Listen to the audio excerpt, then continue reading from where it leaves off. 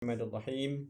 Assalamualaikum warahmatullahi taala wabarakatuh. Teman-teman, para kerabat, para guru, para santri dan semuanya yang saya banggakan, saya cintai dan saya sayangi. Allah di dalam surah Ali Imran ayat 159 berfirman yang berbunyi a'udzubillahi minasyaitonirrajim. Fa iza azamta fatawakkal 'ala Allah.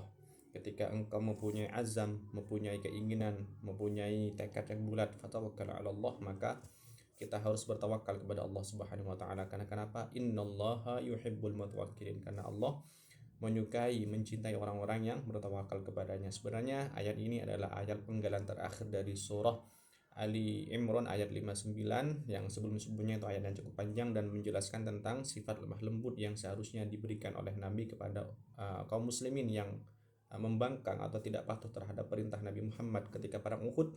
Akhirnya Allah memerintahkan pada Nabi untuk berbuat lemah lembut, memberikan maaf kepada mereka dan mengajak mereka bermusyawarah. Tapi kita fokus pada akhir dari ayat ini, yaitu bertawakal. Jadi makna tawakal di sini adalah sesuatu yang kita pasrahkan kepada Allah yang berada di luar kendali kita.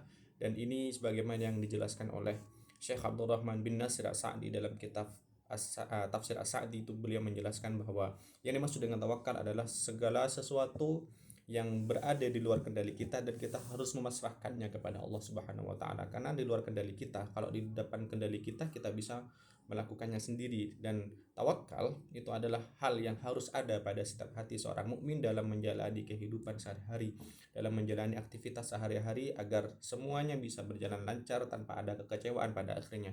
Oleh karena itu, kita wajib berusaha baru bertawakal, bukan kita bertawakal memasrahkan diri tanpa ada usaha. Ini sebagaimana yang dicontohkan oleh Nabi, yang disabdakan oleh Nabi, dan beliau mengajarkan kepada kita ketika beliau bertemu dengan salah satu orang yang baru datang dari luar kota dan ingin sholat di masjid tanpa menambatkan atau menali untanya. Apakah sabda Nabi?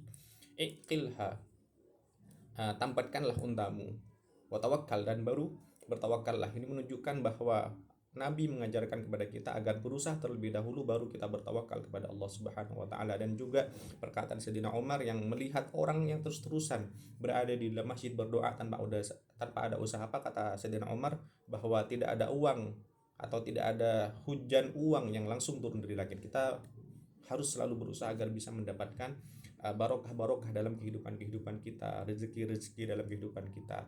Dan ketika kita sudah bertawakal, maka nanti efeknya akan ada cinta dari Allah kepada hamba-hambanya. Karena tawakalnya kita kepada Allah, karena percayanya kita kepada Allah. Ketika kita sudah mendapatkan cinta dari Allah, mendapatkan rahmat dan kasih sayang dari Allah, maka kebahagiaan, ketentraman, ketenangan semuanya akan kita dapatkan. Layaknya atau sederhananya seperti ini, ketika ada orang yang mencintai seseorang, maka dia akan berusaha agar senantiasa orang yang dicintainya menjadi selamat, menjadi nyaman, tentram. Sebagaimana juga Allah ketika sudah mencintai hambanya, Allah akan berusaha memberikan pertolongan, petunjuk, kenyamanan, kebahagiaan kepada orang atau kepada hamba yang dicintainya.